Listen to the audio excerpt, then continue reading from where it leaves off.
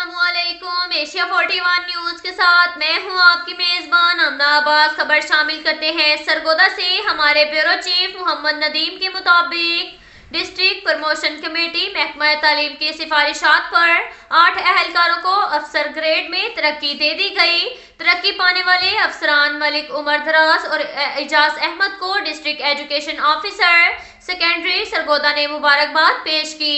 इस मौका पर मलिक सफदर अवान, मलिक तैमूर समेत अहलकार दोस्तों ने मलिक उमर दराज और मोहम्मद एजाज को फूलों के गुलदस्ते पेश किए।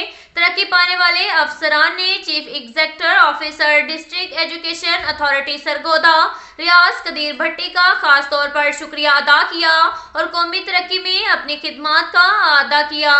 इसके साथ साथ एक और खबर शामिल करते हैं सरगोदा से। हमारे ब्यूरो चीफ मोहम्मद नदीम के मुताबिक सरगोदा जना हॉल कंपनी बाग में पाकिस्तान तहरीक इंसाफ के ज़ेर एहतमाम वज़ीर आज़म इमरान खान से इजहार यकजहती के लिए वर्कर कन्वेंशन का एहतमाम किया गया, जिसमें बड़ी तादाद में कारकुनान ने शिरकत की। वर्कर कन्वेंशन से मुख्तलिफ इलाकों से रैलियों की सूरत में कारकुनान जना हाल में दाखिल होते रहे।